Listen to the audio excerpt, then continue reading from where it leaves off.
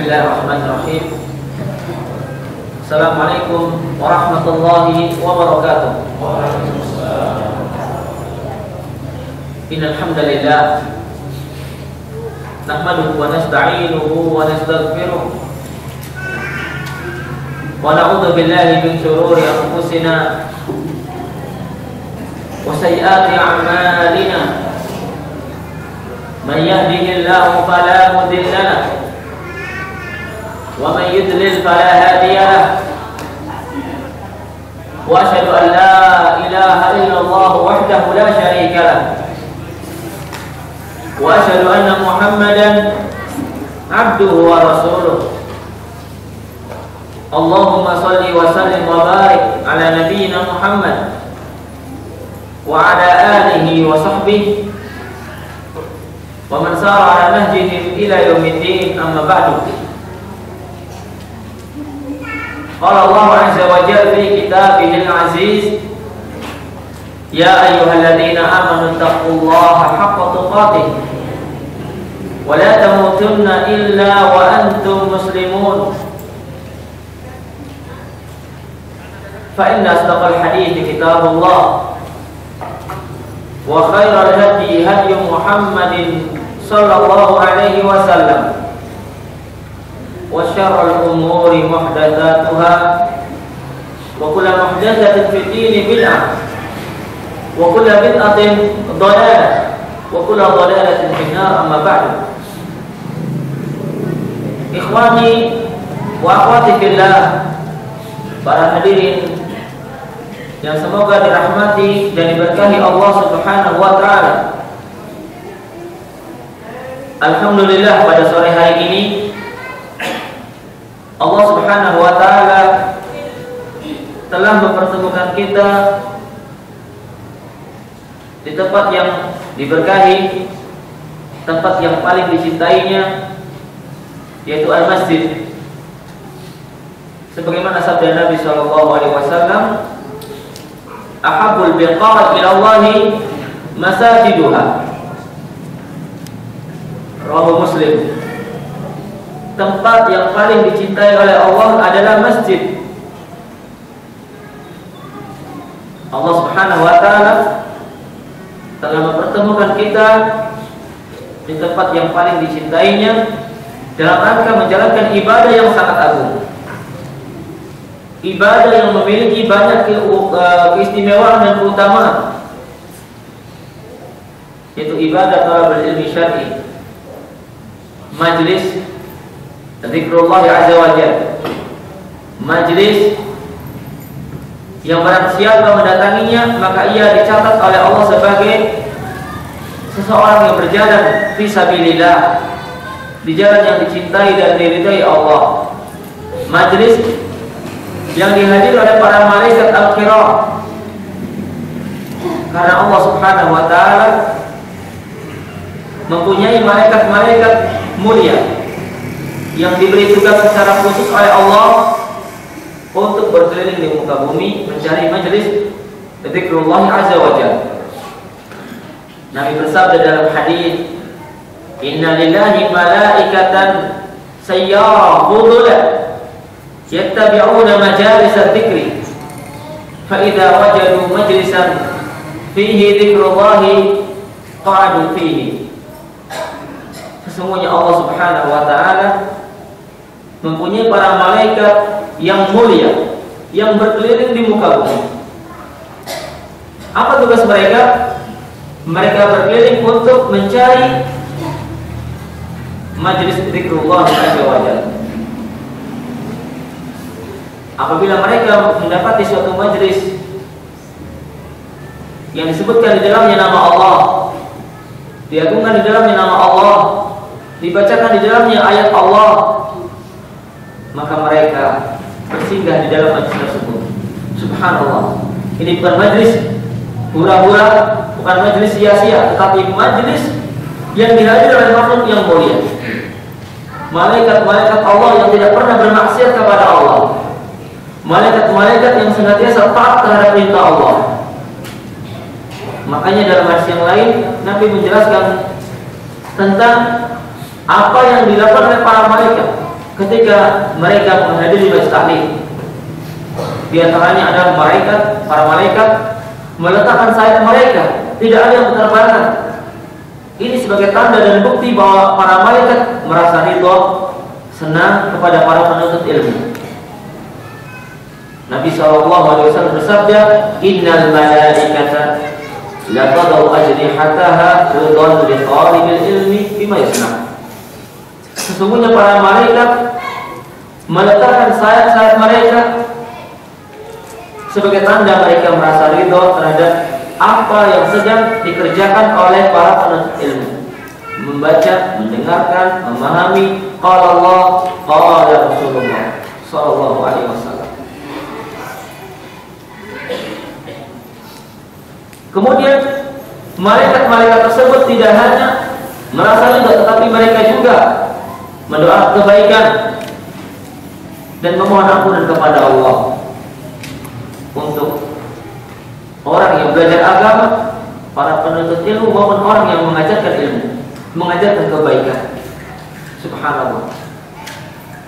Inilah majelis yang mulia, ibadah yang sangat agung, yang tidak semua hamba, tidak semua manusia diberi kesempatan oleh Allah dan kemudahan untuk menghadirinya. Ikhwani wa akhwati fillah, para hadirin yang semoga dirahmati dan diberkahi Allah Subhanahu wa taala. Dalam kajian sore hari ini kita akan melanjutkan pelajaran yang telah kami sampaikan dalam tausiah tadi pagi setelah subuh, yaitu tentang kewajiban berpegang teguh dengan sunnah Rasulullah SAW. Kewajiban berpegang teguh dengan tuntunan Nabi Muhammad SAW. Dan mungkin sebagian ikhwah, bapak dan ibu mungkin belum sempat hadir, maka akan lebih baik kalau saya bacakan kembali hadis yang menjadi pelajaran kita pada hari ini, meskipun tidak sedetail penjelasan di waktu pagi. An Abi Najih Al-Irbad bin Sariyah radhiyallahu anhu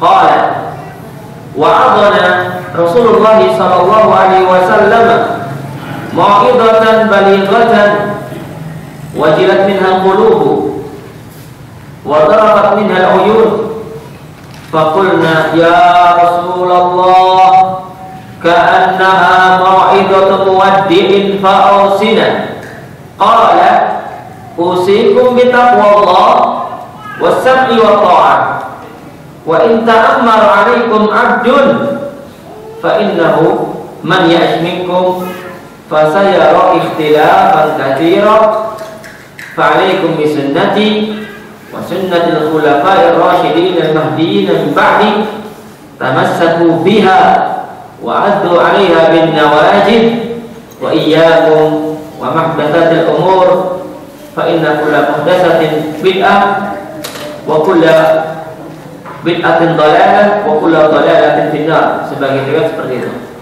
Wa kulla dhalalatin finnar. Ya, jadi digabungkan beberapa riwayat. Ini sebagaimana khatib kalau membuka muqaddimah khutbahnya, ya seperti itu. Dan ini semuanya datang dari Nabi Shallallahu Alaihi Wasallam. Terjemah hadis yang baru saja kita bacakan adalah sebagai berikut. Dari Abu Najih, yang diriwayatkan dari Abu Najih Al-Irbad bin Sariyah, seorang sahabat Nabi radhiyallahu anhu. Abu Najih Al-Irbad bin Sariyah radhiyallahu anhu, dia berkata,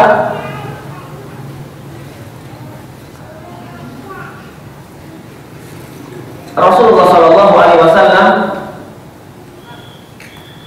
pernah memberikan ujangan atau nasihat kepada kami para sahabat dengan suatu nasihat yang sangat mendalam, sehingga membuat hati kami merasa takut dan bergetar, mata kami meneteskan air mata. Maka kami para sahabat berkata, wahai Rasulullah, nasihat yang kau sampaikan kepada kami itu seakan-akan nasihat orang yang akan berpisah, akan meninggalkan kami. Oleh karena itu, berilah kami wasiat. Maka Rasulullah SAW bersabda, aku wasiatkan kepada kalian untuk senantiasa bertakwa kepada Allah dan senantiasa mendengar dan mentaati pemimpin kalian, meskipun yang memimpin kalian adalah seorang budak. Dalam sebuah riwayat disebutkan, meskipun yang menjadi pemimpin kalian wahai kaum muslimin seorang budak dari Habasyah, dari negeri Habasyah, yaitu kalau sekarang negeri Ethiopia, tetap wajib mendengar dan mentaati pemimpin kalian. Sebab barang siapa di antara kalian yang masih hidup sepeninggalku, maka dia akan melihat ikhtilaf, perselisihan dan perpecahan yang sangat banyak di antara kaum muslimin. Maka dari itu wajib bagi kalian berpegang teguh dengan sunnahku, kata Nabi. Wajib bagi kalian berpegang teguh dengan sunnahku dan berpegang teguh dengan sunnah para khalifah yang lurus sesudahku. Berpegang teguhlah dengan sunnahku dan sunnah para khalifah yang lurus. Gigitlah erat-erat dengan gigi geraham kalian dan waspadalah kalian dari perkara yang baru atau perkara-perkara baru dalam urusan agama. Karena sesungguhnya setiap perkara baru dalam urusan agama itu disebut bid'ah, dan setiap bid'ah adalah sesat, dan setiap yang sesat tempatnya di dalam api neraka. Di dalam hadis yang baru saja kita bacakan ini, Rasulullah SAW memberitakan kepada kita tentang beberapa realitas yang akan terjadi di tengah umatnya, dan juga beliau memberikan beberapa wasiat kepada umatnya dengan wasiat-wasiat yang sangat agung, wasiat-wasiat yang sangat mulia. Di awal hadis, sahabat yang meriwayatkan hadis ini, yaitu yang bernama Irbad bin Sariyah, menceritakan suatu hari Nabi memberikan wasiat nasihat kepada kami dengan suatu nasihat yang sangat mendalam, yang membuat hati kami bergetar dan takut, maka kami meneteskan air mata. Pelajaran yang dapat dipetik dari perkataan sahabat perawi hadis ini, bahwa para sahabat merupakan generasi yang memiliki hati yang lembut dan lunak, dan ini sebagai tanda kebaikan. Ketika seseorang mempunyai hati yang lunak, sehingga mudah sekali untuk mendengar dan menerima nasihat, mudah sekali untuk mengikuti kebenaran. Ketika seseorang itu mempunyai hati yang lunak, berbeda dengan orang yang hatinya keras dan kaku, sangat sulit untuk ditembus oleh cahaya kebenaran.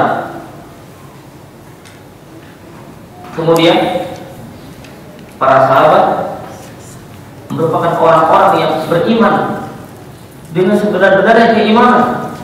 Apa buktinya? Buktinya ketika mendengar nasihat, hati mereka bergetar dan takut.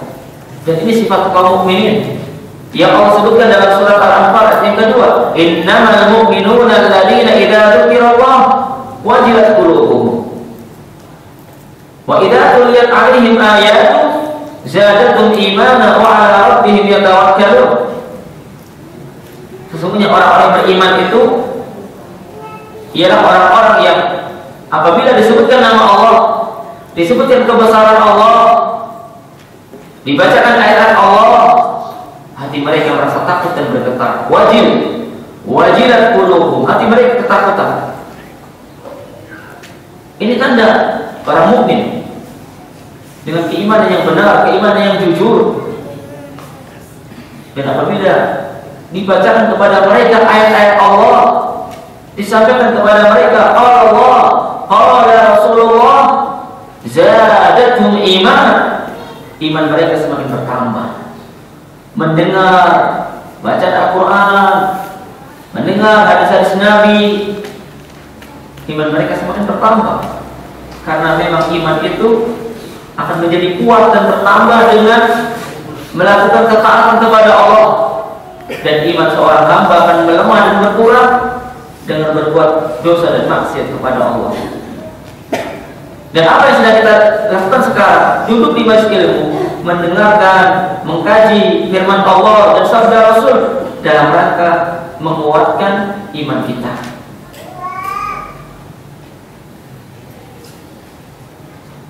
Kemudian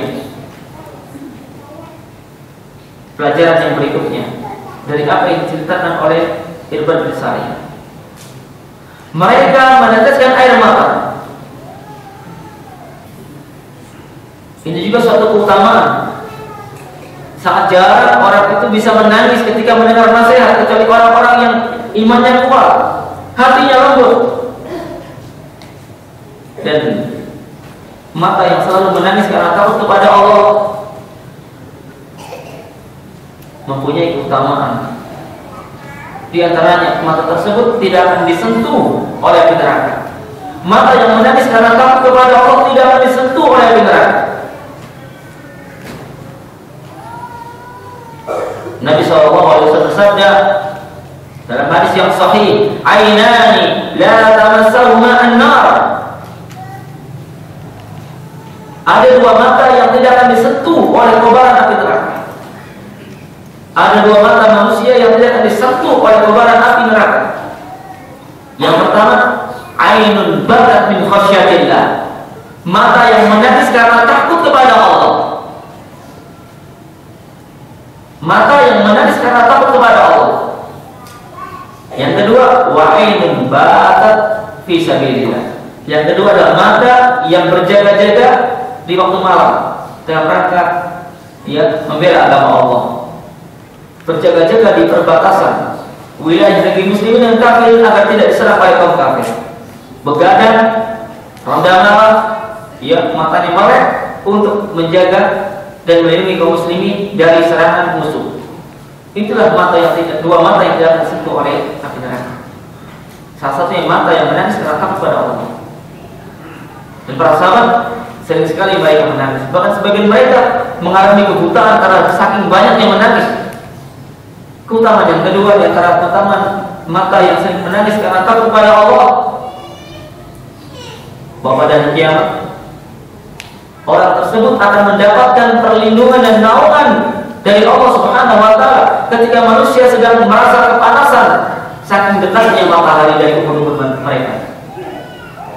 Orang tersebut yang menangis karena takut kepada Allah, ingat akan dosa-dosanya begitu banyak, dan khawatir Allah tidak mengampuni dosa-dosanya, maka pada hari kiamat orang tersebut akan dinaungi oleh Allah di bawah naungan arasy-Nya, sehingga tidak tersentuh oleh terik matahari, tidak berkeringat. Di dalam hadis yang sahih riwayat Imam Al-Bukhari dan Imam Muslim dari sahabat Abu Hurairah radhiyallahu anhu, Nabi bersabda, "Sab'atun yudhilluhum Allah fi dhillihi yauma la dhilla illa dhilluh." Ada 7 golongan manusia yang akan dinaungi oleh Allah di bawah naungannya pada hari kiamat, di mana tidak ada naungan kecuali naungan arsy Allah. Ada 7 golongan manusia yang akan dinaungi oleh Allah di bawah naungan arsy-Nya. Arsy adalah makhluk Allah yang paling besar yang ada di alam semesta, lebih besar daripada langit. Itulah arsy, singgasana Allah, dan lebih besar daripada matahari. Makanya ketika mereka dinaungi di bawah arsy Allah, tidak akan tersentuh oleh panasnya matahari. Siapa saja 7 golongan tersebut yang akan dinaungi di bawah arsy Allah? Yang pertama, imamun adil, pemimpin yang adil, pemimpin muslimin yang adil. Apakah pemimpin dalam wilayah yang luas atau pemimpin dalam ruang lingkup yang lebih sempit? Termasuk pemimpin dalam rumah tangga, seorang ayah, seorang suami yang adil, pemimpin lembaga pendidikan semacam sekolah atau pesantren, adil terhadap guru-guru dan bawahannya dari para murid. Selagi mereka berlaku adil kepada bawahannya, maka mereka berhak mendapat naungan Allah. Golongan yang kedua, wasyadun nasyafi ibadati rabbi. Seorang pemuda yang tumbuh dewasa dalam keadaan giat beribadah kepada Allah. Syab, seorang pemuda atau pemudi yang tumbuh dewasa dalam keadaan melakukan ketaatan kepada Allah. Dan ini sangat jarang. Banyak muda-mudi menghabiskan waktunya untuk apa? Foya-foya, untuk sendal gurau, untuk hal yang tidak berguna, bahkan untuk dosa dan maksiat. Tetapi kalau ada pemuda atau pemudi yang mampu mengendalikan masa mudanya untuk beribadah kepada Allah, maka itulah keutamaan yang akan ia dapatkan pada hari kiamat, di mana Allah akan melindunginya di bawah naungan arsy-Nya. Golongan yang ketiga, wa rajulun qalbuhu mu'allaqun bil masajid. Seseorang yang hatinya selalu rindu dan betah untuk berada di masjid. Ini berlaku untuk laki-laki maupun perempuan. Tua atau muda, hatinya merasa kangen dan rindu untuk berada dalam masjid Allah. Rindunya bukan karena di rumah ribut dengan anak-anak jadi gak bisa tidur, bukan.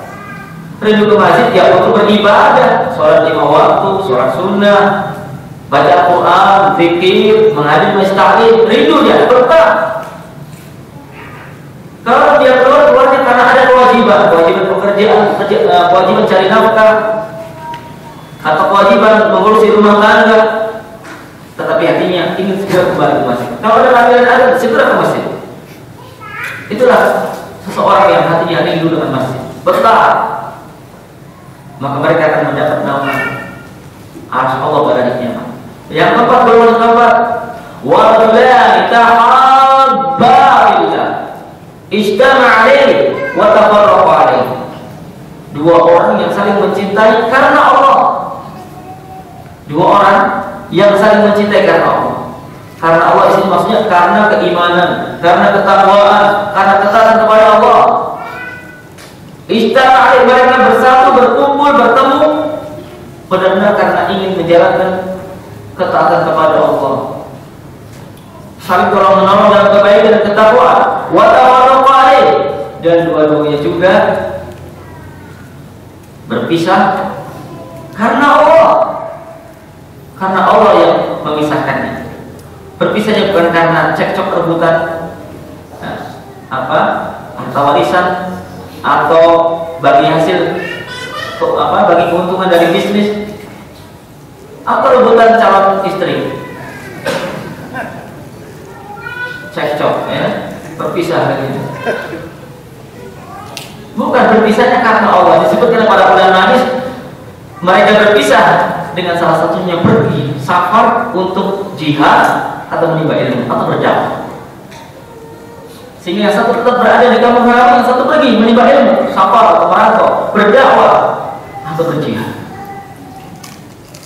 Dan penjelasan yang kedua, berpisah karena salah satunya lebih dahulu menghadap Allah, meninggal dunia. Allah yang memisahkannya. Jadi bukan karena urusan dunia. Saling mencintai karena Allah, bertemu karena keimanan, ketakwaan, dan berpisah juga karena kebaikan di jalan Allah. Golongan kelima, wa rajulun da'athu imra'atun dhatu mansibin wa jamalin faqala inni akhafu Allah. Seseorang yang dipanggil oleh seorang wanita yang mempunyai kedudukan yang tinggi dan cantik. Dipanggil untuk apa untuk nyawa, apa bukan. Ya, dipanggilnya untuk berbuat mesum, berbuat keji, untuk berzina. Diajak. Ya. Tetapi dia menolaknya dengan mengatakan, aku takut kepada Allah. Lihat, daya tariknya kuat sekali, berkedudukan tinggi dan cantik. Ya tentu biasanya hartanya banyak. Kalau cantik tentu tidak mungkin umur 60 tahun ke atas kan. Tetapi dia menolaknya. Ini aku takut akan siksaan Allah. Bukan menolaknya takut ada satpol pp, takut ada bahan sih. Dia takut nanti ketahuan orang tuanya, tidak. Takutnya ini Allah. Dan ini juga berlaku untuk wanita. Sebaliknya, ketika wanita diajak berbuat zina oleh laki-laki yang berkedudukan tinggi, punya jabatan tinggi, kaya raya, dan ganteng atau tampan, dia menolak dengan inni akhafullah. Berat ini ya, berat. Jangankan diundang atau diajak, nggak diundang aja, pura-pura mendekat, berharap ya, berharap.com, harap-harap. Tapi insya Allah kita tidak. Mudah-mudahan dijauhkan oleh Allah dari fitnah tersebut. Berat memang godaannya untuk mengatakan tidak. Ya, itu berat. Apalagi kalau iman dalam keadaan apa? Melemah, bahaya. Maka jauhlah segala perbuatan atau tempat-tempat yang akan menjerumuskan kita ke dalam perbuatan keji. Golongan yang keenam, maaf ini sedikit tambahan di luar materi, tapi saya ingin yang menyebut dari tentang keutamaan mata yang menangis. Tapi untuk kesempurnaan faedah saya sebutkan dari awal hadisnya, jangan cuma separuh atau bagian terakhirnya saja. Gak apa-apa, ilmu insya Allah tidak ada yang sia-sia. Golongan yang keenam, wa rajulun tasaddaqa bi sadaqatin fa hatta la ta'lama shimaluhu ma tunfiqu yaminuhu.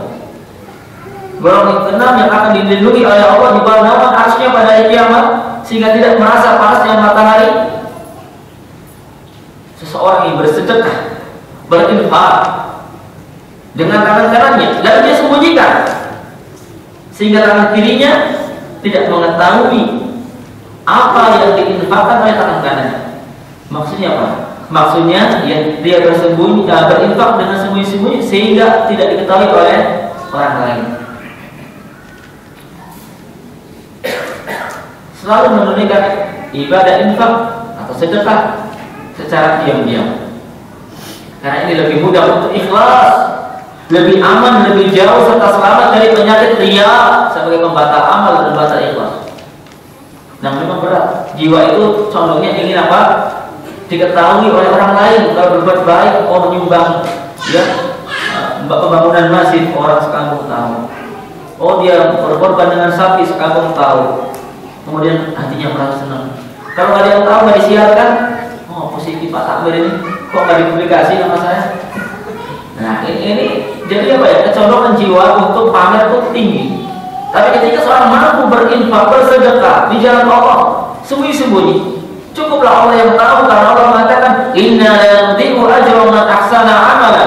Sesungguhnya kami tidak pernah menyia-nyiakan pahala orang yang berbuat baik. Dia yakin semuanya direkam oleh Allah, dicatat, tidak ada yang luput dari pantauan Allah. Makanya dia akan lebih mudah. Makanya orang yang mampu berinfak dengan ikhlas, sembunyi-sembunyi, maka dia akan dilindungi oleh Allah di bawah naungan arsy pada hari kiamat ketika orang-orang merasa kepanasan dan berkeringat karena dekatnya matahari. Subhanallah. Makanya dikatakan oleh sebagian ulama, siapakah orang yang ikhlas itu? Mereka mengatakan sebagai ulama ussalah, al-mukhlisu, ya, man yaktumu hasanatihi kama yaktumu sayyiatihi. Orang yang ikhlas itu ialah orang yang menyembunyikan amal-amal kebajikannya sebagaimana dia menyembunyikan amal keburukan. Itu orang ikhlas. Jangan cuma kalau berbuat buruk kita sembunyi-sembunyi, ya kan? Jangan ada yang tahu, jangan ada yang ngintip. Tapi kalau berbuat baik, biarkan semua dan melirik pada dia. Tentu ini dalam hal amalan-amalan yang memang tidak diwajibkan untuk dilaksanakan secara terang-terangan, maka yang afdal disembunyikan. Ada pun berkaitan dengan ibadah-ibadah yang harus dikerjakan secara terang-terangan, ya jangan sembunyi-sembunyi. Seperti sholat berjamaah bagi laki-laki, ingin ikhlas sembunyi-sembunyi di rumah saja. Ya, ini nggak boleh. Harus ke masjid. Wah, nanti kalau bisa tidak ikhlas, ria, nggak boleh. Atau ibadah azan. Wah, kalau saya azan nanti kedengaran sekampung, mendingan saya azannya sembunyi-sembunyi saja. Nggak pakai mikrofon, nggak ada. Iya kan? Oh, pakai suara pelan-pelan lagi bisik-bisik. Jadi tidak pada tempatnya. Yang dimaksud di sini adalah ibadah-ibadah yang memang tidak diwajibkan untuk dilaksanakan secara terang-terangan, seperti ibadah haji, umroh, itu kan memang harus terang-terangan. Kalau semua orang hajinya sembunyi-sembunyi, nanti sepi di sana. nunggu bulan Muharram, wukuf di Arafah dia sendirian bikin tenda. Lempar jumroh sepi ya, tapi kasar. Kemudian golongan yang ketujuh, nanti kalau semakin lebar waktunya habis ini cepat sekali. Yang ketujuh, golongan yang ketujuh, wa rajulun dzakara Allaha khaliyan fafadat ainah. Seseorang yang ingat kepada Allah ketika sendirian, ketika sepi, ketika ada orang yang memperhatikan dia menangis.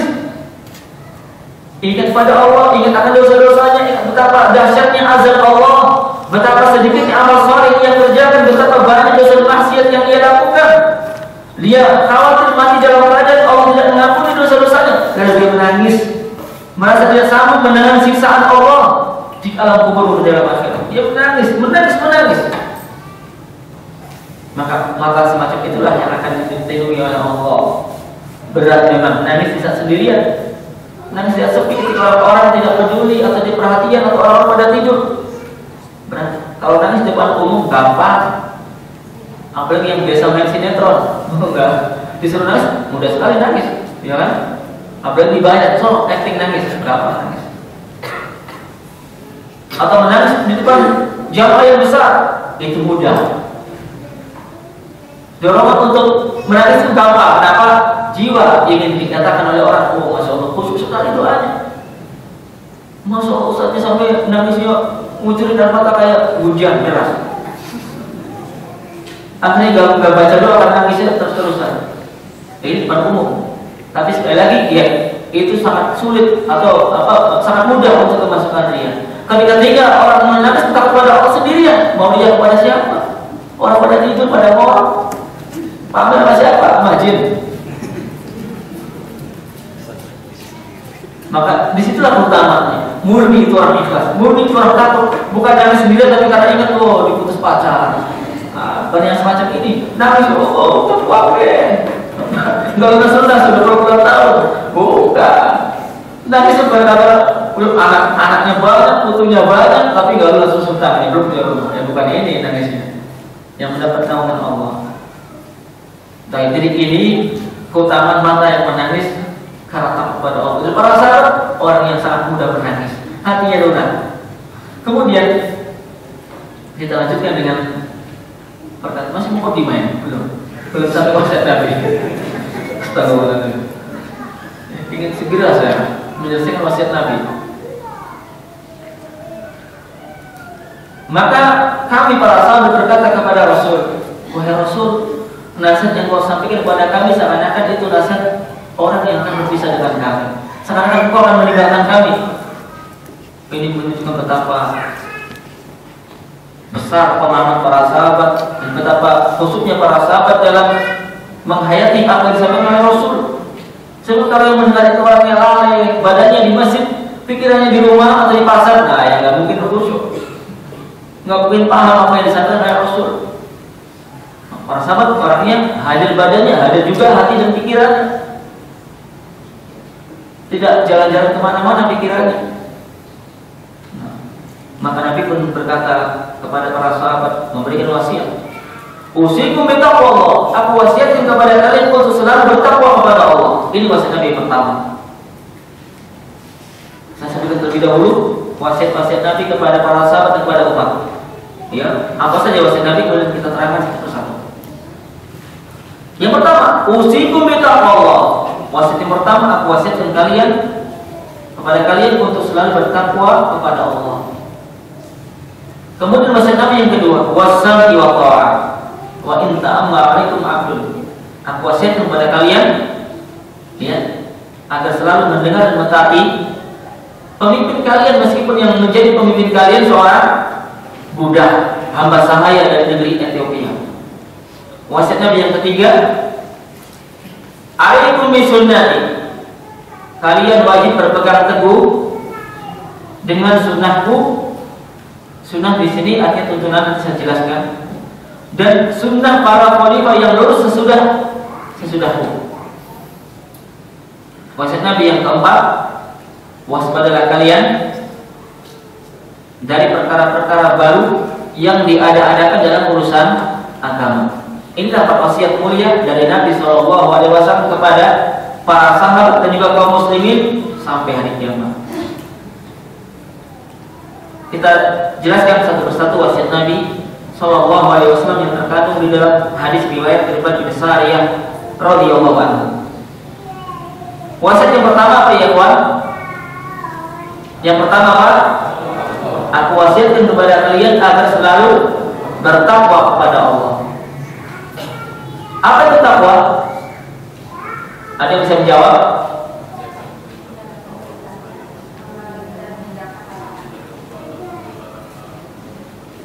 Nah, barakallahu fiik. Syekh Bahtiar, Bahtiar kan? Nah, dapat hadiah. Iya, ada hadiahnya, enggak utang kan? Sekali nanti yang kemarin atau di malam dapat hadiah, saya bagikan nanti setelah selesai kajian.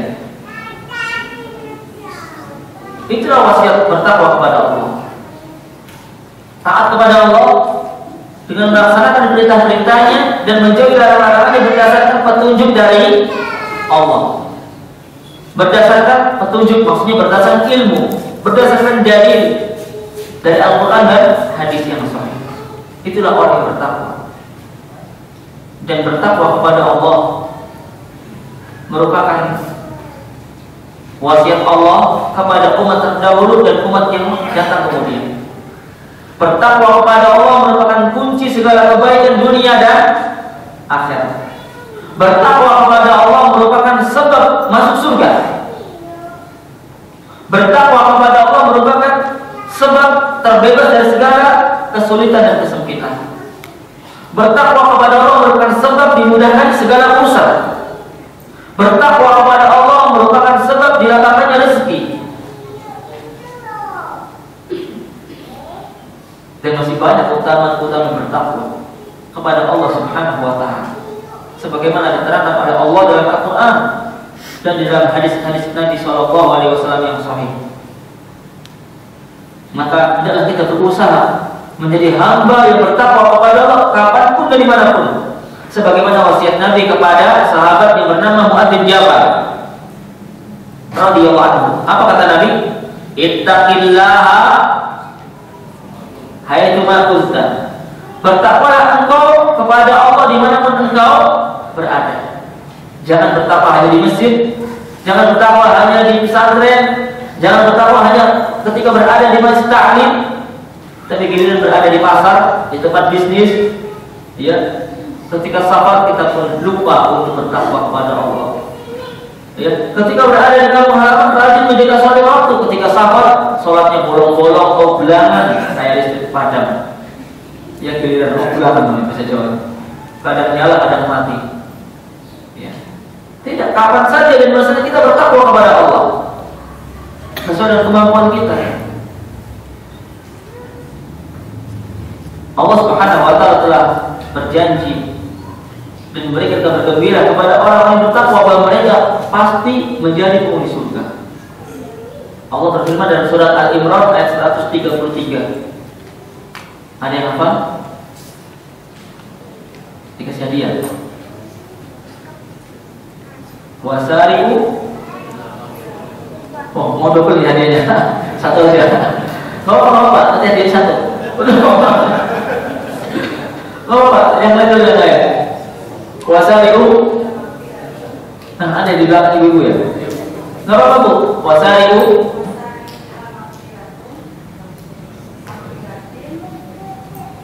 Mirwabbikum. Lanjut, wa jannatin arjuha samawati wal ard uiddat lil muttaqin. Masyaallah, apa dikasih hadiah ya, dikasih hadiah sudah berusaha ya, walaupun nilainya jadi 100 dapat 80 nilainya kan, dibantu 20 nya tadi dapat, masih belum gagal insyaallah. Wasari'u ila magfiratin min rabbikum, bersegeralah kalian menuju ampunan dari Rabb kalian. Disuruh oleh Allah, hamba-hambanya semua diperintahkan segera kalian menuju magfirah. Subhanallah. Mengapa disuruh bersegera menuju magfirah Allah? Karena tidak ada seorang hamba yang hidup di dunia kecuali pasti berbuat salah dan dosa. sengaja tidak sengaja, sadar atau tidak sadar, sedikit atau banyak pasti berbuat dosa. Bahkan dalam hadis Nabi mengatakan, kullu bani Adam khata'. Setiap manusia pasti berbuat kesalahan. Wa khairul khata'ina at-tawwabun. Dan sebaik-baik orang yang bersalah adalah yang banyak bertobat kepada Allah. Wasari'u ila maghfiratin min rabbikum. Segeralah kalian menuju ampun dari Rabb kalian, wa jannah, dan menuju surga. Arduha as-samawati wal ardi, yang luasnya seluas langit dan bumi. Uiddat lil muttaqin. Surga itu disiapkan untuk siapa? Orang-orang yang bertakwa. Jadi berupaya hanya menjadi hamba yang bertakwa.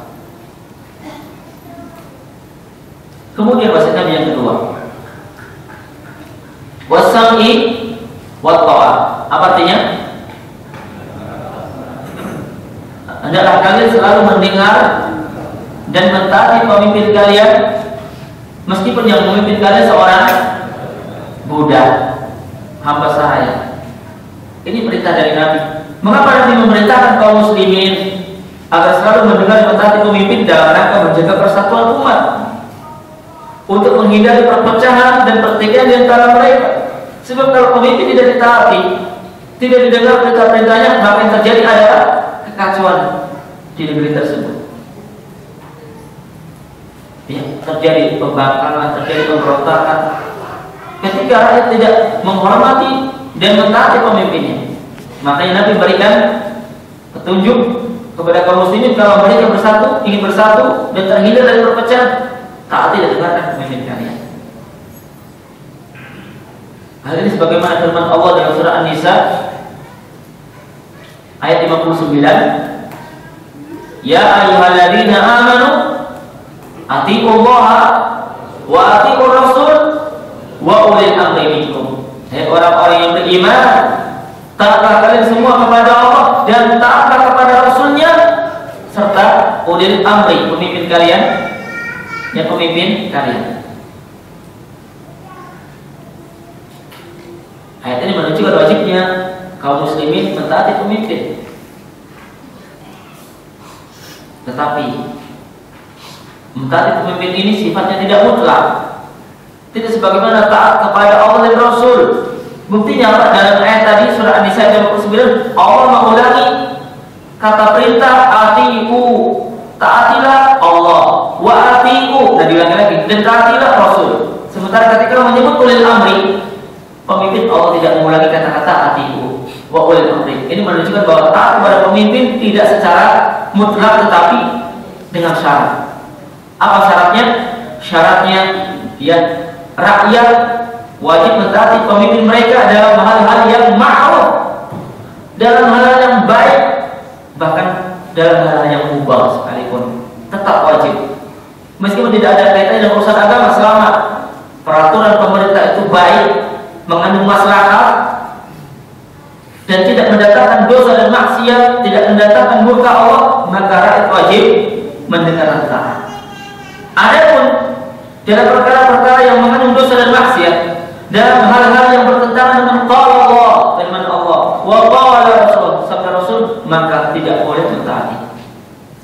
Tidak boleh mentaati dalam perintah tersebut saja, dalam maksiat tersebut saja, tetapi tidak boleh membangkang, tidak boleh memberontak, apalagi kudeta, apalagi menghalalkan darahnya, apalagi mengkafirkan.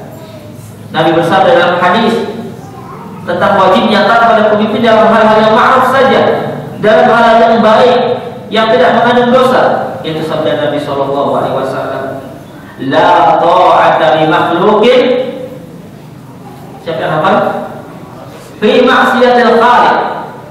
Innama ta'atu fil ma'ruf. Kata Nabi, tidak ada ketaatan atau tidak boleh mentaati makhluk siapapun. La ta'ata liman, tidak boleh taat kepada makhluk siapapun. Fi maksiatil khaliq, dalam berbuat maksiat kepada sang pencipta Allah. La ta'ata, tidak boleh taat ya, li makhlukin, kepada makhluk manapun fi maksiatil khaliq, dalam berbuat maksiat kepada Allah Sang Pencipta. Innamat ta'atu fil ma'ruf, sesungguhnya wajibnya taat itu kepada pemimpin dalam hal-hal yang ma'ruf saja, yang baik. Nah, jadi sekali lagi bahwa salah satu sebab terwujudnya persatuan di antara kaum muslimin adalah di samping berpegang teguh dengan Allah, berpegang teguh dengan kitab Al-Quran, dan berpegang teguh dengan sunnah Rasul, hadis Nabi yang sahih, ya, mereka juga wajib mendengar dan mentaati pemimpin mereka. Pemimpin muslimin bukan pemimpin yang sifatnya ya sempalan atau kelompok-kelompok yang merasa bangga dan kelompoknya kemudian menyesatkan yang lain. Imamul muslimin adalah imam, pemimpin yang disepakati oleh kaum muslimin, pemimpin yang jelas-jelas memiliki wilayah kekuasaan, yang mampu mengumandangkan perang atau damai. Nah, dan syarat pemimpin tersebut tidak disyarat, pemimpin tersebut yang wajib taat tidak disyaratkan dia maksum, tidak disyaratkan, karena memang tidak ada yang maksum kecuali Rasulullah SAW. Bisa saja pemimpin tersebut fasik, berbuat kemaksiatan kepada Allah, tetapi tetap muslimin, rakyat wajib mendengar taat dalam perintah-perintahnya yang baik. Tidak boleh memberontak, ya, meskipun pemimpinnya zalim. Kata Nabi, meskipun pemimpin kalian akhadha ma'ak wa in akhadha, meskipun pemimpin kalian merampas hartamu, wa daraba dhahrak, dan memukul punggungmu, mencabut punggungmu tanpa hak. Kata Nabi, isma, tetap wajib kalian mendengar, wa atik, dan taatilah. Ketika para sahabat bertanya, bolehkah kalau seandainya pemimpin itu berbuat kezaliman, ya boleh kita memberontak, mengambil senjata, memeranginya? Maka Nabi mengatakan tidak boleh, tetap kalian wajib mendengar dan taat. Ini dalam rangka mencegah mudarat yang lebih besar. Betul, pemimpin yang zalim kepada rakyat itu mudarat, tetapi ketika rakyat memberontak, membakar dengan mata senjata, maka yang terjadi adalah pertumpahan darah yang jauh lebih besar. Banyak rakyat-rakyat yang tidak tahu menahu, tidak berdosa, anak-anak, wanita, orang tua, dia tertumpah darahnya. Ini mudarat dan mafsadah yang timbul dari pemberontakan. Maka Islam yang dibawa oleh Rasul selalu menjaga keamanan, perdamaian, dan menghindari dari pertumpahan darah dan mafsadah yang besar bagi kaum muslimin. Bahkan di sini Nabi menyebut wa in ta'ammara 'alaikum 'abdun habis, meskipun yang memimpin kalian adalah seorang budak dari Ethiopia. Para ulama mengatakan itu budak jadi pemimpin, ya, dengan cara yang tidak syar'i.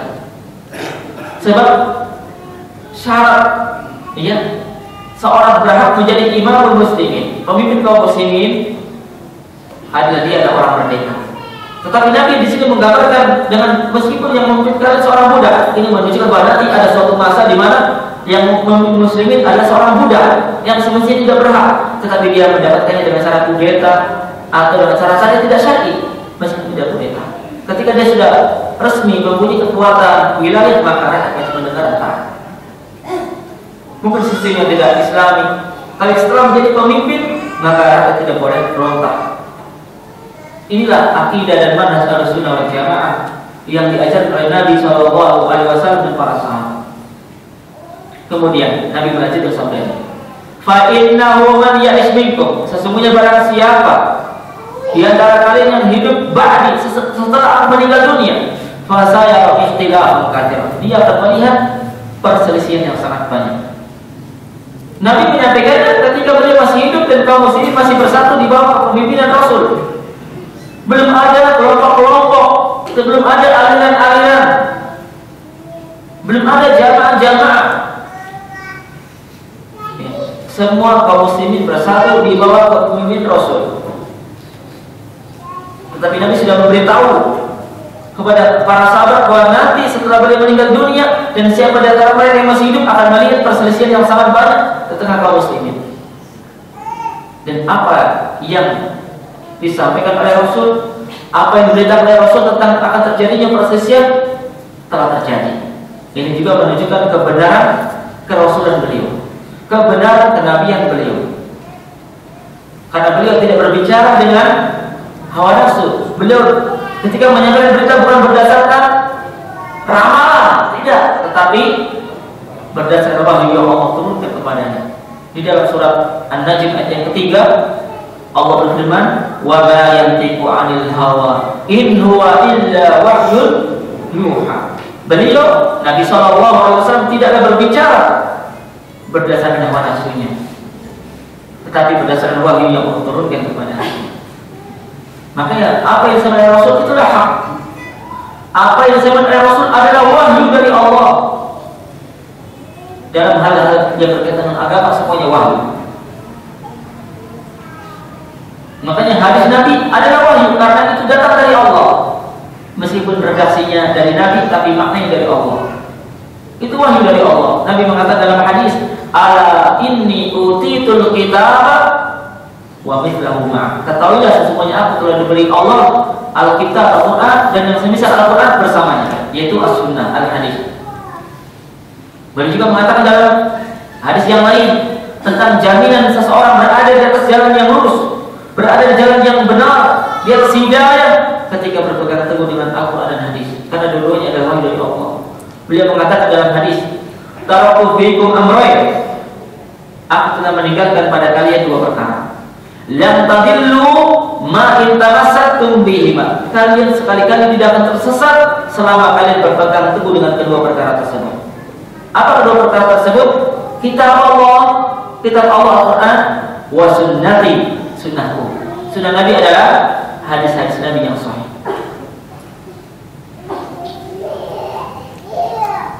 Kembali kepada sabda Rasul SAW, "Fa innahu man ya'ish minkum fasayara ikhtilafan katsira." Sesungguhnya barang siapa di antara kalian para sahabat yang masih hidup setelah aku meninggal dunia, maka dia akan melihat perselisihan yang sangat banyak di tengah kaum muslimin. Dan sungguh benar apa yang beliau kabarkan, ya bukan prediksi, tapi berita pasti. Dan kita para sahabat semuanya membenarkan apa yang disampaikan oleh Rasul. Setelah Nabi meninggal dunia, ya muncullah pemahaman-pemahaman yang menyimpang, pemikiran-pemikiran yang sesat, kelompok-kelompok yang menyimpang dari jalan yang hak. Diawali dengan kelompok Khawarij, kemudian disusul dengan kelompok Syiah, dan seterusnya, terus berkembang. Semakin jauh dari zaman Nabi, semakin banyak dan bermunculan aliran-aliran yang sesat dan menyimpang dari jalan yang hak. Makanya ketika Nabi mengatakan, maka barang siapa di antara kalian yang masih hidup setelah aku meninggal dunia akan melihat perselisihan yang banyak. Ini bukan anjuran dari Nabi untuk menjaga dan melestarikan perbedaan pendapat. Bukan. Hati-hati, jangan salah kaprah. Ketika Nabi mengkabarkan, barang siapa di antara kalian yang hidup sepeninggalku, maka dia akan melihat perbedaan perselisihan yang banyak. Ini bukan sebagai anjuran dari Nabi untuk melestarikan perselisihan. Sampai-sampai sebagian orang membawa sebuah riwayat yang dianggap hadis dari Nabi. Bahkan banyak para mubalik atau khotib membacakan di mimbar-mimbar Jumat, ditulis di buku-buku, di buletin. Apa bacanya? Ikhtilafu ummati rahmah. Pernah dengar itu? Tahu artinya? Perbedaan umatku adalah rahmah. Perselisihan perbedaan umatku adalah rahmah. Rahmah itu apa? Kasih sayang dan kebaikan Allah. Berarti kata mereka, kita wajib melestarikan perbedaan pendapat. Masya Allah. Tapi mereka tidak konsekuen dengan slogan mereka, kita lestarikan perbedaan. Buktinya apa? Kalau ada yang berbeda pendapat, mereka marah, mereka menentang, mereka memusuhi dan membenci, ya kan? Kalau ada orang yang tidak mengikuti pemahaman mereka, marah-marah. Kalau ada orang yang menyampaikan argumen tentang kesalahan mereka, mereka marah juga. Loh, katanya kita lestarikan perbedaan pendapat. Bagaimana ditinjau dari segi sanad, ya, validitas riwayat tersebut. Ikhtilafu ummati rahmah. Para ulama hadis menjelaskan riwayat yang berbunyi ikhtilafu ummati rahmah, perbedaan umatku adalah rahmah, secara sanad tidak sahih, dhaif, bahkan sebenarnya mengatakan hadis ini tidak jelas asal usulnya. Dari mana ini? Kok bisa-bisa mengatakan Rasul? Coba dicari di Sahih Bukhari, nggak ada. Coba cari Sahih Muslim, tidak ada. Coba dicari Sunan Abu Dawud, tidak ada.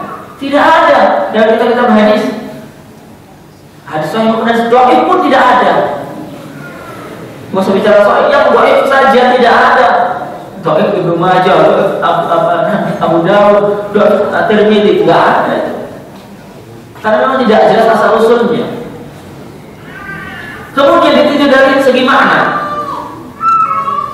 Kita sampaikan, kita tanyakan kepada orang-orang yang mendengungkan, kita jaga dan lestarikan perbedaan pendapat. Kita tanya, kalau seandainya ikhtilafu ummati rahmah, perbedaan pendapat, perselisihan pendapat di antara umatku adalah rahmat, berarti pemahaman sebaliknya, persatuan umat adalah azab. Ya gitu kan? Persatuan umatku adalah azab. Sebab ya kalau ingin mendapat rahmat Allah, maka harus berselisih, harus berbeda pendapat, jangan bersatu supaya dapat rahmat Allah. Kalau kita bersatu, nanti dapat azab. Gitu kan pemahamannya, ya, yang sebaliknya. Akal tidak akan menerima bahwa azab Allah datang gara-gara muslimin bersatu. Padahal banyak ayat Al-Quran dan hadis yang memerintahkan kaum muslimin untuk bersatu dan menjauhi perselisihan dan perpecahan. Allah Ta'ala berfirman dalam Al-Quran dalam surat Ar-Rum ayat 31, 32, 33. Wa la takunu minal musyrikin minal ladzina farraqu dinahum wa kanu syi'a kullu hizbin bima ladaihim farihun. Dan janganlah kalian menjadi sebagaimana keadaan orang-orang musyrik.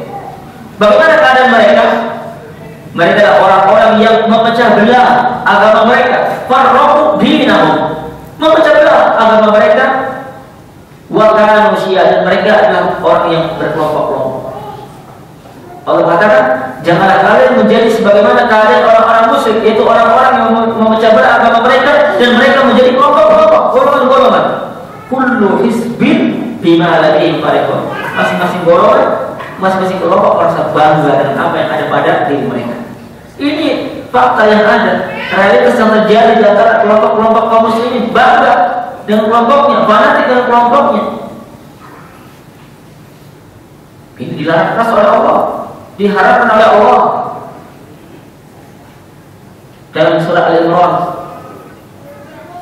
ayat 103, Allah berfirman, wa'tasimu bihablillahi jami'an wa la tafarraqu. Berpegang teguhlah kalian semua dengan tali Allah. Tali Allah ditafsirkan oleh para ulama As-Sunnah, Al-Quran, Al-Hadis. Sebagian lagi mengatakan tali Allah adalah Islam dan tidak ada kontradiksi. Islam sumbernya Quran dan Hadis. Berpegang teguhlah kalian semua dengan tali Allah, dengan Al-Quran dan Sunnah, dengan Islam. Wala tafarraqu, dan jangan kalian bercerai. Sehingga riwayat tadi bertentangan dengan firman Allah, maka menjadi batil. Kalaupun kita anggap sahih, maka batil dengan ya adanya ayat-ayat yang memerintahkan untuk bersatu dan menghindari perpecahan. Tetapi dari segi sanad saya sudah tidak jelas asal usulnya, maka sudah sangat batil. Maka dari itu Nabi pun mengatakan kepada para sahabat sebagai solusi ketika kita dapati umatnya terpecah belah, ketika kita dapati umat dalam keadaan berkelompok-kelompok, fa'alaikum bisunnati, ini solusinya. Ini wasiat Nabi yang keberapa? Yang ketiga. Wajib atas kalian untuk berpegang teguh dengan sunnahku, dengan tuntunanku. Sunnah Nabi artinya apa, Pak? Nah, apa itu sunnah?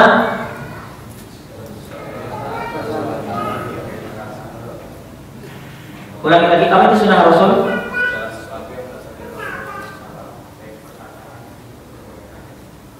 Terus?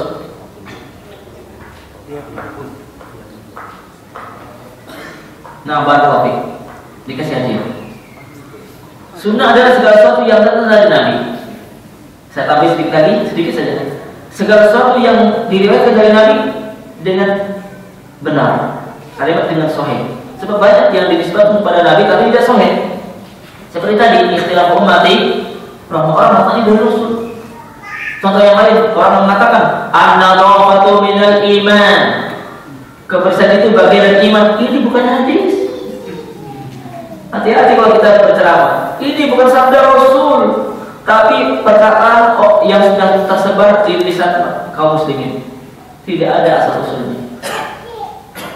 Jadi kita katakan apa saja yang diriwayatkan dari Nabi dengan sahih, dengan benar. Sehingga yang dhaif, yang palsu, yang tidak jelas tersebut bukan hadis, bukan sunnah.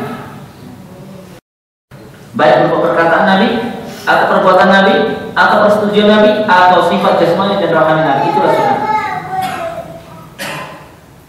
Wajib bagi kalian berpegang teguh dengan sunnahmu, dengan tuntunanku, tuntunan Rasul. Apakah berkaitan dengan masalah akidah, atau dalam masalah ibadah, atau dalam masalah akhlak dan adab, atau dalam masalah muamalah. Muslimin wajib berpegang teguh dengan sunnah Rasul, wajib mengikuti tuntunan Rasul. Tidak dibeda-bedakan antara masalah akidah, masalah ibadah, muamalah, akhlak.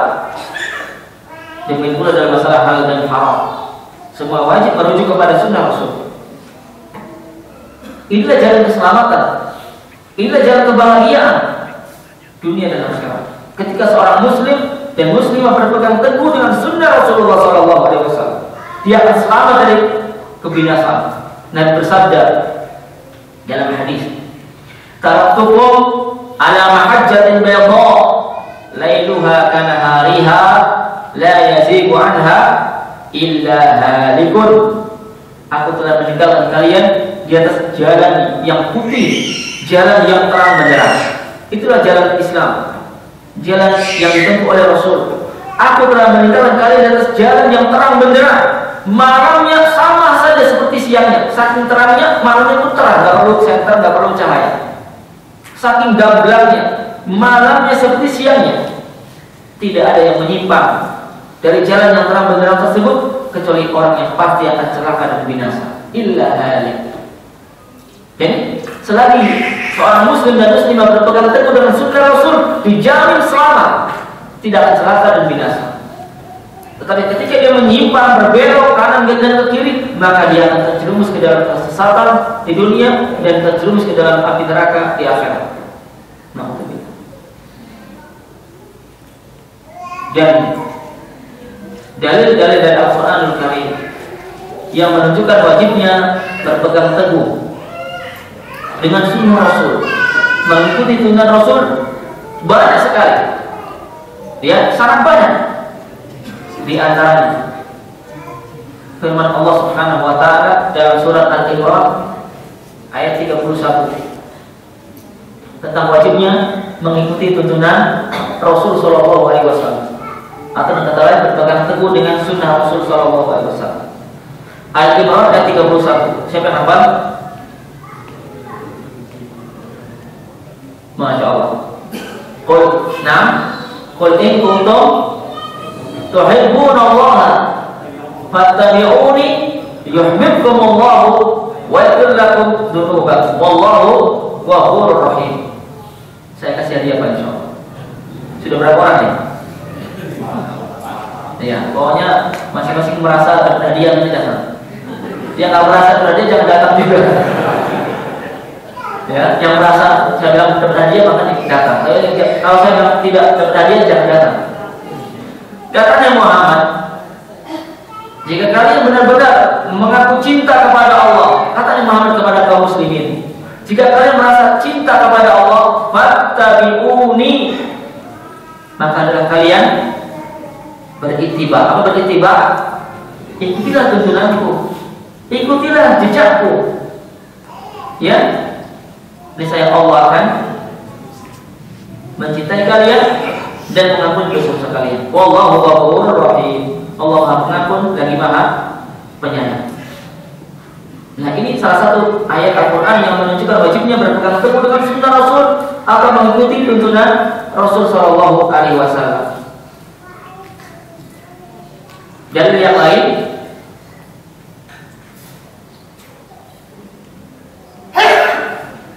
nah, tadi satu saja karena sudah diberitahu. Kemudian kita lanjut sedikit saja. Nabi mengatakan, fa'alaikum bisunnati. Ini solusi pertama untuk terbebas dari fitnah banyaknya kelompok-kelompok dan aliran-aliran sesat, agar kita tidak terpengaruh dan terperosok bersama mereka. Berpegang teguh dengan sunnah Rasul, meskipun sendirian, meskipun tidak ada yang mengikuti, meskipun banyak yang menentang dan mengusui, jangan takut, jangan sedih, karena Allah akan selalu membela kita. Allah akan selalu menolong siapa saja yang berpegang teguh dengan sunnah Rasulnya. Dan saat itulah pahalanya besar ketika dia bersabar. Pahalanya 50 kali lipat dibanding para sahabat.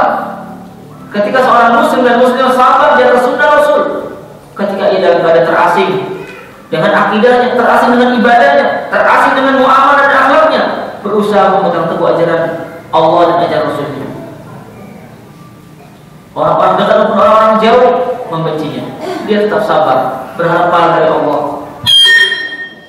Pada saat itulah Nabi memberikan kabar gembira kepada orang-orang yang terasing karena imannya, karena akidahnya, karena Islamnya.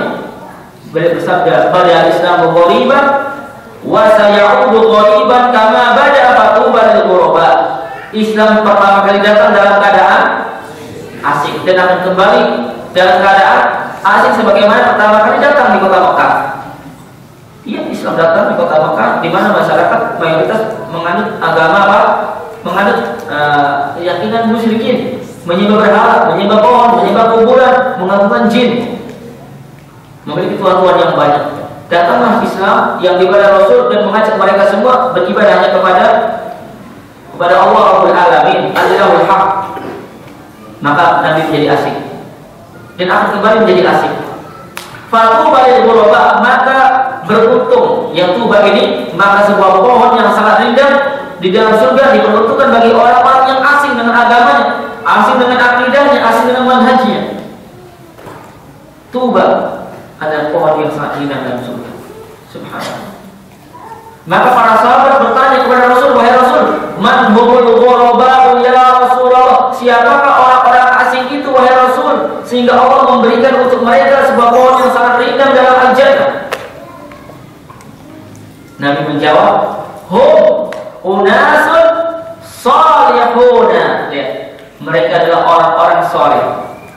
Qalilun, jumlahnya sedikit. Orang saleh yang sedikit. Fi unasin katsir, berada tengah manusia yang sangat banyak. Man ya'sihim aktsar mimman yuti'un, orang-orang yang menyelisihi mereka, orang-orang yang menentang mereka, orang-orang yang memusuhi dan membenci mereka lebih banyak daripada yang mengikuti dan mentaati mereka. Ini kabar gembira. Jangan semakin kita melemas, ya, kemudian mengendor dan berpegang teguh dalam sunnah Rasul. Lihat, mereka orang-orang ghuraba yang dijanjikan mendapat pohon yang sangat rindang dalam al-jannah. Ada orang-orang yang soleh, akidahnya lurus, imannya benar, ibadahnya sahih.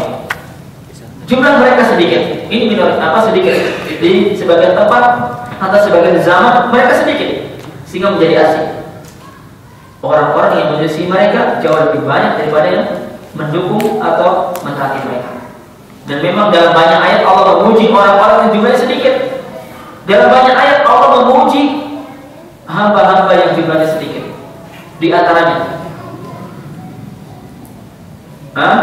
walakinna aktsara nasi la yashkurun. Atau dalam yang lain, wa qalilun min ibadiya asyakur, dan sungguh sedikit sekali di antara hamba-hambaku yang bersyukur. Berarti yang kufur nikmat banyak, yang syukur pada Allah sedikit. Ini pujian untuk jumlah yang sedikit. Karena memang barometer kebenaran bukan dilihat dari banyaknya jumlah. Contoh yang lain, ayat Al-Quran yang menunjukkan bahwa Allah mencela jumlah yang banyak dan memuji jumlah yang sedikit. Dan ini juga bukti bahwa barometer kebenaran bukan berdasarkan kuantitas. Allah berfirman, "Wa ma aktsarun nasi walau harasta bimu'minin." Dan kebanyakan manusia itu tidak mau beriman kepada Allah meskipun Muhammad bersungguh-sungguh memberikan hidayah kepada mereka. Kebanyakan mereka tidak mau beriman. Dalam ayat yang lain Allah juga berfirman, "Wa ma yu'minu aktsaruhum billahi illa wa hum musyrikun." Kebanyakan manusia itu tidak mau beriman kepada Allah kecuali dalam keadaan berbuat syirik. Ini celaan dari Allah. Dalam ayat yang lain Allah berfirman, "Wa in tuti aktsara man fil ardi yudilluka an sabilillah." Jika engkau mentaati mayoritas manusia, jika engkau Muhammad mengikuti kemauan mayoritas manusia, niscaya mereka akan menyesatkan dari jalan Allah. Ya. Jadi kebenaran itu bukan diukur dengan banyaknya jamaah atau pengikut, bukan, tetapi berdasarkan apa? Kesesuaian dengan Allah, firman Allah dan sabda Rasulullah SAW. Makanya seorang ulama tabi'in, mantan perampok jalanan yang telah diberi hidayah oleh Allah sehingga insaf, kemudian bersungguh-sungguh belajar agama dan menjadi ulama besar, yang bernama Al-Fudail bin Iyad rahimahullah, pernah mengatakan, ini nasihat untuk kita semua, untuk selalu istiqomah di atas kebenaran, di atas tauhid, di atas sunnah Rasul. Alaika bituruqil huda wa la yadurruka qillatus sadiqin. Wajib bagimu meniti jalan petunjuk, jalan kebenaran, dan tidak akan mencelakakanmu sedikitnya orang-orang yang mengikuti jalan petunjuk tersebut. Wajib bagimu mengikuti jalan petunjuk dan kebenaran yang datang dari Allah dan Rasul, dan tidak akan mencelakakan kamu sedikitnya orang yang berjalan di atas jalan kebenaran tersebut. Wa iyyaka wa turuqad dhalal. Waspadalah engkau dari mengikuti jalan-jalan kesesatan. Waspadalah. Jangan kalian ikuti jalan-jalan kesesatan. Wa la tattar bi kathratil halikin. Dan janganlah kamu tertipu dengan banyaknya orang-orang yang celaka dan binasa gara-gara mengikuti jalan kesesatan tersebut. Ini fakta dan realitas. Pengikut syirikah, pendukung kuburan, pelaku maksiat dan dosa, penentang ajaran sunnah Rasul lebih banyak daripada yang mengamalkan ajaran Allah Rasul apa adanya. Dan ini kebergembiraan. Demikianlah ya materi atau penjelasan tentang hadis yang bisa kita sampaikan dalam tausiah sore hari ini, karena sudah diberi diberi peringatan pelanggaran ya, peringatan oleh panitia bahwa ini sudah masuk waktu tanya jawab. Ya sudah, kita cukup sampai sini meskipun belum tuntas dengan wasiat keempat, tetapi sebagaimana dikatakan oleh sebagian ulama, ma la yudraku kulluhu la yudraku julluhu. Segala sesuatu yang tidak dapat diperoleh secara keseluruhan atau tidak dapat disampaikan secara keseluruhan, maka jangan ditinggalkan semuanya. Ya misalnya 3 wasiat, ya sudah 3 wasiat saja, ini daripada enggak sama sekali. Mudah-mudahan bermanfaat. Allahumma inna wanfa'na bima 'allamtana wa zidna ilman nafi'a wa sallallahu wa sallama wa barak ala nabiyyina Muhammad wa akhiru da'wana alhamdulillahi rabbil alamin. Sesi tanya jawab akan kita batasi maksimal jam 6.15. Jadi mudah-mudahan jam 6.15 sudah selesai.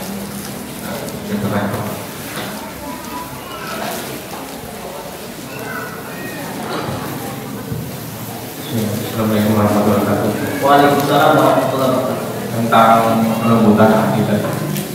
Ketika seseorang baru mengenal sunnah. Ketika seseorang baru mengenal sunnah, dia mudah sekali menangis ketika mengingat dosa-dosanya. Ketika mengingat masa-lalunya, atau kita mendengar nasihat ketika mendengar majelis ilmu, atau ketika sedang kemudian mudah sekali menangis. Tapi ketika berjalannya waktu, walaupun dia tetap berusaha istiqomah, tidak dengan istiqomah melakukan taat kepada Allah, tapi mudah menangisnya itu karena tahu ketika saat itu. Seperti seperti tidak waktu ketika awal kali baru mengenal. Apakah yang menyebabkan seperti itu? Penyebabnya, artinya apakah itu tandanya hatinya dia menjadi keras? Itu ya pertanyaan. Sama yang kedua, untuk supaya istiqomah, supaya hatinya tetap bisa dalam mengerjakan. Baik. Di sini ada pertanyaan tentang seorang yang pertama kali mengenal sunnah, dia mudah sekali menangis ya ketika mengenang atau mengingat masa lalunya dengan banyaknya dosa dan maksiat yang dikerjakan. Tetapi Tetapi dengan berjalannya waktu, ya, hati itu semakin ya tidak lembut, sulit untuk menangis sebagaimana dia dulu pertama kali mengenal sunnah. Ini bagaimana apa sebabnya? Yang pertama sebabnya ya yang paling utama adalah dosa dan maksiat. Dosa dan maksiat itu yang membuat hati menjadi keras. Semakin banyak dosa dan maksiat yang diperbuat, maka semakin banyak noda-noda hitam atau titik hitam yang melekat di hatinya. Sebagaimana yang dikabarkan oleh Rasul Shallallahu Alaihi Wasallam, apabila seorang hamba berbuat dosa, maka nukitat fi qalbihi nuktatun soda. Tidak adna bal abdu dzamban, apabila seorang hamba berbuat dosa, nukitat fi qalbihi, maka diberi titik dalam hatinya nuktatun soda, titik hitam. Itulah pengaruh dosa. Kalau semakin banyak dosa yang dilakukan, maka semakin banyak titik-titik atau noda-noda hitam yang menutupi hatinya, sehingga hati menjadi berkarat. Nah, kalau hati sudah berkarat, sulit nangis, sulit ditembus nasihat, maka tidak ada sebab yang paling utama yang membuat hati itu keras dan tidak lembut kecuali dosa dan maksiat kepada Allah. Ya, namun di sana bisa juga ya bawaan, ya tabiat. Ada orang yang memang ya bawaannya lembut, ya ada. Tapi ya sekeras-kerasnya orang, insya Allah bisa yang menjadi lembut dengan cara belajar. Dan tidak ada yang bisa menenangkan hati kecuali iman dan amal soleh serta alim wasyari. Semakin rajin belajar agama, maka semakin banyak dia mengenal Allah, semakin banyak dia mengenal hakikat Islam, semakin paham tentang hakikat kehidupan dunia yang sifatnya sementara dan fana, dan semakin yakin tentang adanya kehidupan akhirat. Dia semakin yakin dengan banyak belajar agama, ya, tentang adanya azab Allah di alam kubur, tentang adanya azab Allah di alam akhirat, di api neraka. Ini yang membuat hatinya lunak. Tapi ketika orang itu jauh dari basis taklim, tidak pernah mendengar nasihat, kemudian berkumpul dengan lingkungan yang rusak dan buruk, tidak pernah membaca zikrullah, mempelajari Al-Quran, mempelajari hadis Nabi, tidak pernah menjaga sholat 5 waktu, maka hati semakin keras. Jadi banyak sebab, ya. Tapi yang pertama adalah dosa dan maksiat. Yang kedua, pengaruh lingkungan, teman-teman jahat, teman-teman buruk. Nah, maka obatnya adalah dia segera bertobat kepada Allah dan kembali melaksanakan kewajiban-kewajiban menuntut ilmu, kewajiban-kewajiban ibadah, bergaul dengan orang-orang soleh yang selalu mengajaknya kepada kebaikan dan memperingatkannya dari keburukan-keburukan. Itulah teman yang pantas untuk dijadikan sebagai teman dekat.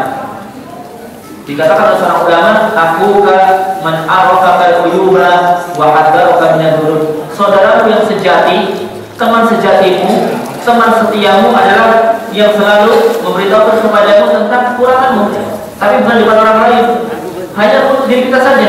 Kamu ini ya ada kekurangan ini, supaya kita sempurnakan, supaya kita lengkapi, supaya kita tinggalkan ya aib kita. Wa hadaraka min ad-durud, dan teman sejatimu, teman setiamu adalah orang yang selalu memperingatkanmu dari bahaya dosa-dosa. Ada pun teman kita yang begitu dekat tapi membiarkan kita terjerumus dalam dosa maksiat, membiarkan kita lalai terhadap agama Allah, maka itu teman yang jahat. Teman yang akan menjadi musuh bebuyutan bagi kita. Ya, kalau kita berteman dengan orang-orang yang selalu membiarkan kita berbuat maksiat, bahkan dia tepuk tangan kalau kita berbuat maksiat, meninggalkan sholat, meninggalkan puasa, berbuat judi, mabuk, menipu orang, menyakiti orang, dia senang. Maka ketahuilah orang tersebut adalah musuh bebuyutan kita, bukan orang yang kasihan kepada kita. Dalam Al-Quran Al-Karim Allah berfirman, Al-akhillau yawma idin ba'duhum li ba'din aduwwun illal muttaqin. Orang-orang yang saling mencintai pada hari itu, pada hari kiamat, sebagian mereka akan menjadi musuh bagi sebagian yang lain, kecuali orang-orang yang bertakwa. Orang-orang yang berteman atas dasar iman dan takwa, mereka akan langgeng sampai hari kiamat. Adapun orang yang berteman di dunia karena urusan dunia, bukan karena agama, bukan karena ketakwaan, maka tidak akan langgeng, bahkan menjadi musuh bebuyutan. Wallahu a'lam bishawab.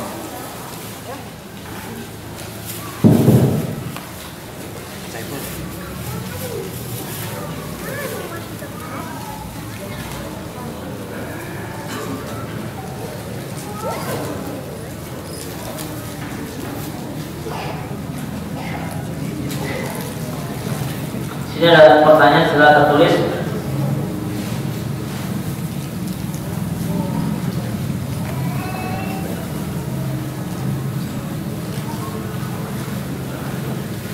Assalamualaikum warahmatullahi wabarakatuh.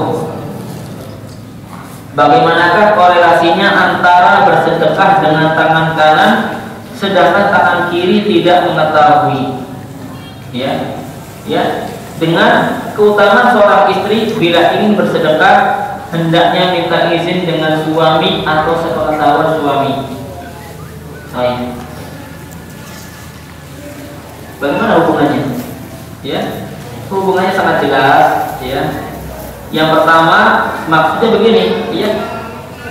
Nabi menggambarkan seseorang yang bersedekah dengan tangan kanan sehingga tangan kiri tidak mengetahui. Ini baru tangan ini saling bergandengan, saling berdekatan. Dan sekarang bisa digambarkan dengan seorang istri dengan suami.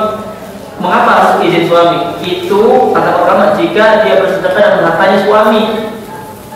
Dia seorang istri ingin bersedekah harta milik suami, maka dia harus bersedekah seizin suami.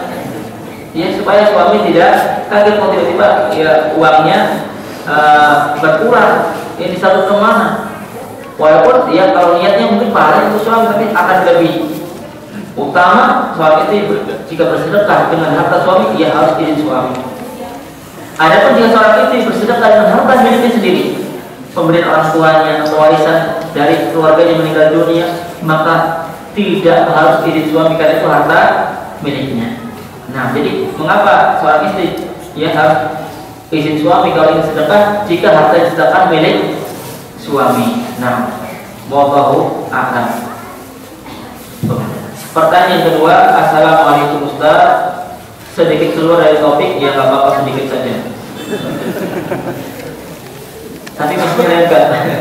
Bolehkah kita menyembunyikan doa ini? Nggak keluar dari topiknya, masih nyerempet. Bolehkah kita menyembunyikan sedekah kita dengan cara menyebutkan organisasi yang kita ikuti?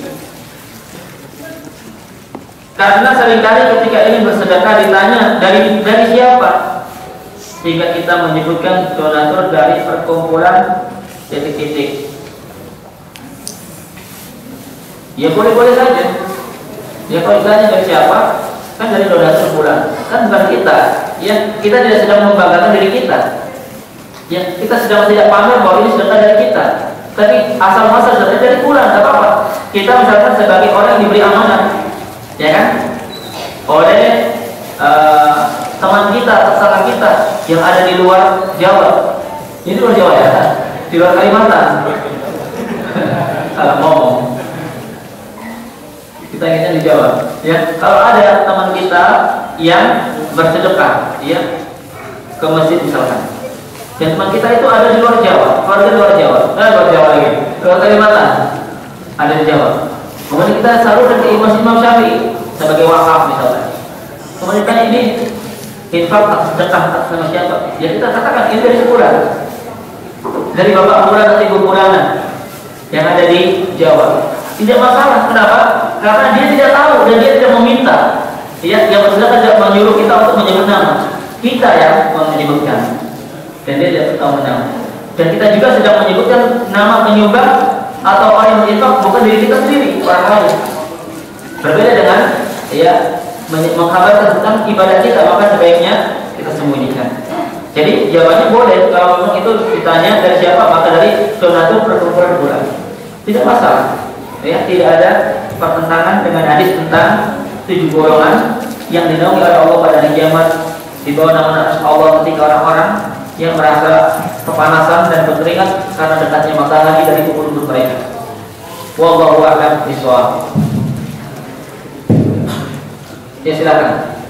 Ustaz tadi Ustaz menjelaskan berkaitan kita dilarang untuk berkelompok dan berpikir dalam asal. Tapi ada sebagian kita kalau menuntut ilmu, kalau nggak sepaham dengan Ustaz nggak datang. Apakah itu juga membuat kita berpindah-pindah? Mohon penjelasannya. Baik, tadi kita sudah menyebutkan beberapa dalil tentang haramnya berkelompok dan berbangga-bangga dengan kelompok. Apalagi ya mengklaim bahwa kebenaran hanya ada pada kelompoknya. Ini tidak dibenarkan dalam agama Islam, baik dalam Al-Quran maupun dalam hadis. Nah, kaitannya dengan pertanyaan, bagaimana dengan orang yang tidak mau belajar kepada orang yang kepada guru yang tidak sepemahaman? Ini perlu dirinci. Kalau seandainya yang dimaksud guru yang tidak sepemahaman tersebut, maksudnya orang tersebut akidahnya menyimpang, ya, pemahamannya terhadap Al-Quran dan hadis juga tidak benar sebagaimana metode para sahabat, para ulama Ahlussunnah, maka itu benar. Kita tidak mau belajar kepada guru yang memang dia sendiri pemahamannya tentang tafsir, tentang hadis keliru. Gimana kita mau menimba ilmu yang hak? Ya. Maka ini benar kalau perkataan itu dimaksudkan kepada guru yang memang atau ustadz yang memang punya pemikiran yang menyimpang. Ya. Dia mau belajar kepada guru yang sepemahaman, yang lurus, maka bagus. Karena ilmu agama itu ya wajib diambil dari orang-orang yang paham dengan benar. Tadi sudah dikatakan ya, ilmu agama wajib dipelajari dari orang-orang yang memiliki akidah yang lurus dan manhaj yang benar. Sebab orang yang akidahnya menyimpang, bagaimana mungkin mengajar kepada umat tentang Islam yang benar? Kita ingin dapat akidah yang lurus, akidah yang bersih dari syirik, ibadah yang jauh dari bid'ah. Tapi guru kita suka ngajarin kesyirikan, guru kita suka ngajarin amal-amal yang tidak ada dari Rasul. Bagaimana mungkin kita bisa beribadah dengan benar, ya kan? Maka maksud mereka itu benar. Tapi kalau dimaksud, saya sudah mau belajar kepada ustadz yang tidak satu pemahaman dengan kita. Maksudnya kalau ustadz sekarang kan muncul ya, sebagian orang inginnya ustadz yang keras, sekali dikatakan bid'ah, ya. Nah, ini tidak benar. Kenapa? Karena dalam hal yang berbeda, dalam menyikapi orang yang berbuat bid'ah, maka kita harus melihat ya, apakah perbedaan tersebut perbedaan yang sifatnya prinsipil atau yang tidak prinsipil. Ya, ada pun perbedaan dalam cara pandang menyikapi orang yang berbuat maksiat, bid'ah, maka ini tidak boleh menjadi penghalang untuk belajar agama padanya. Adapun perbedaan dalam masalah-masalah prinsip, seperti orang yang memiliki akidah Syiah misalkan, ustadz itu punya pemahaman Syiah yang mengkafirkan para sahabat Nabi, yang menganggap kaum muslimin Ahlussunnah selain Syiah adalah anak zina. Orang guru yang mengatakan bahwa di sana ada Al-Quran selain mushaf yang di tangan kaum muslimin, yang disebut dengan mushaf Fatimah, yang tebalnya 3 kali lipat dibanding mushaf yang ada di tangan kaum muslimin. Jumlah ayatnya 18.000 ayat. Maka katakan saya tidak mau belajar kepada ustaz tersebut. Kenapa? Karena pemahamannya batil dan sesat, atau bahkan ya dikatakan oleh para ulama kafir. Punya Quran sendiri, ya, punya Nabi sendiri yang bukan Nabi Muhammad, dan punya tanah suci sendiri yang bukan Mekah, dan mengkafirkan para sahabat Nabi dan juga istri-istri Nabi. Ini perbedaan sangat prinsipil, tidak boleh. Contoh yang lain, kita tidak boleh berguru kepada orang yang tidak sepemahaman dalam arti ya, yang sangat prinsip, seperti tata cara ibadah, ya, mengajarkan ibadah-ibadah yang tidak ada tuntunannya, ya, sholatnya tidak sesuai dengan sholatnya Nabi, kemudian zikirnya atau sholawatnya tidak sebagaimana zikir dan sholawat yang diajarkan oleh Rasul, ziarah kuburnya tidak sebagaimana ziarah kubur yang diajarkan oleh Rasul, tetapi mengajarkan kemusyrikan. Maka kita katakan, ya benar, kita tidak boleh menimba ilmu kepada mereka. Bahkan Allah melarang dalam Al-Quran, melarang tegas untuk duduk mendengarkan kajian dari orang-orang yang punya akidah yang menyimpang. Allah berfirman, wa idza ra'aital ladzina yakhuduna fi ayatina fa'rid 'anhum hatta yakhudhu fi haditsin ghairihi. Apabila engkau melihat, kata Allah, apabila engkau melihat orang-orang memperbincangkan ayat-ayat kami dengan hawa nafsu mereka, fi ayatina fa'rid anhum, yang membicarakan Al-Quran dengan tafsirnya bukan berdasarkan pemahaman Nabi dan para sahabat atau ulama-ulama sunnah, tapi dengan hawa nafsu mereka, dengan akal pikiran mereka, maka Allah katakan a'rid anhum, berpaling dari mereka, jangan didengarkan. ngomongnya kalau gitu seperti dalam wayang. Kalau satu ayat bisa 5 jam semalam penuh. Otak atik ya dengan kata-katanya. Nggak pakai kalau Rasul. Tidak ada pemahaman para sahabat, tabi'in atau tabi'in. Pintar ngomong, jago dongeng. Wa idza ra'aita alladziina yakhuduna bi ayatina, jika kau melihat orang-orang memperbincangkan ayat kami dengan hawa nafsu mereka, fa'rid anhum, maka berpaling dari mereka. Hatta yakhudu fi haditsin, sampai mereka berbicara dalam selain urusan agama. Nah, ini juga prinsip dalam menimba ilmu, dalam berguru. Dikatakan oleh Muhammad bin Sirin rahimahullah, inna hadha dina, di sungguhnya inna hadha ilma, di sungguhnya ilmu ini adalah agama, ilmu syar'i, ilmu Al-Quran, ilmu hadis adalah bagian dari agama, maka itu agama. Fanzuru amman ta'khuduna dinakum, maka perhatikan dari mana kalian mengambil agama kalian, jangan sembarang orang. Nah, tetapi kalau seandainya dia membatas sendiri pada satu orang atau 2 orang dalam menimba ilmu agama, sementara guru-guru yang lainnya akidahnya lurus, pemahamannya benar, manhajnya sahih, dia tidak mau menimba ilmu, maka dia telah jatuh dalam fanatik yang tercela.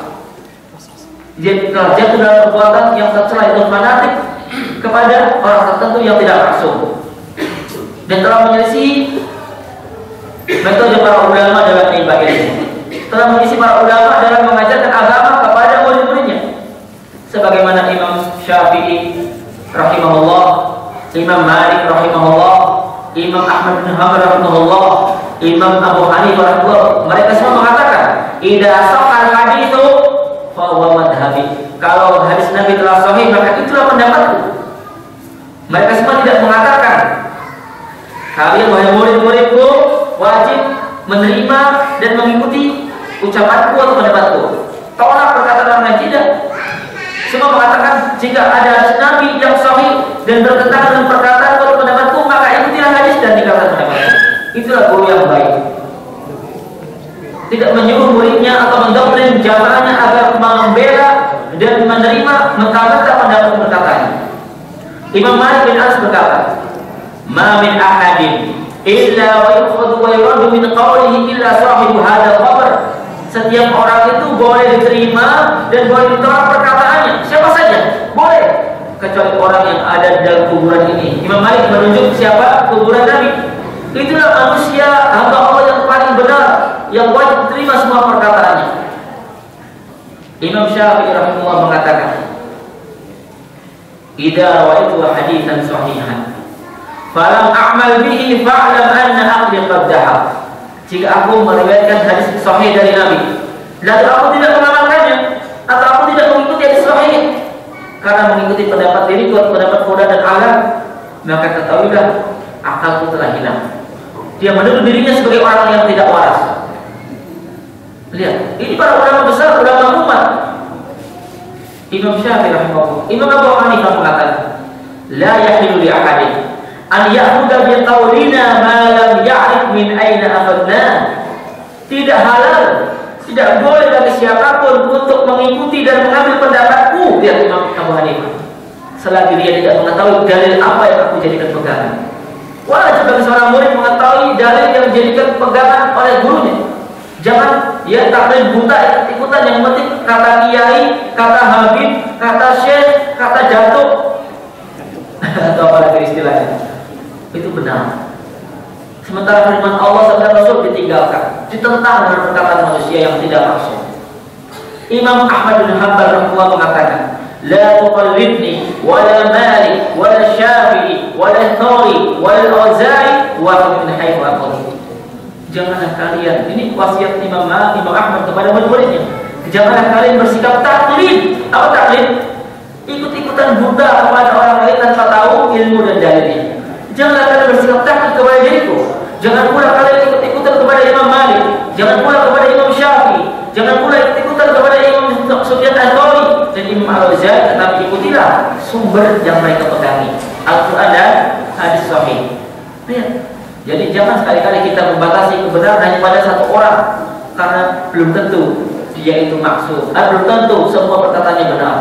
Pasti ada kesalahannya.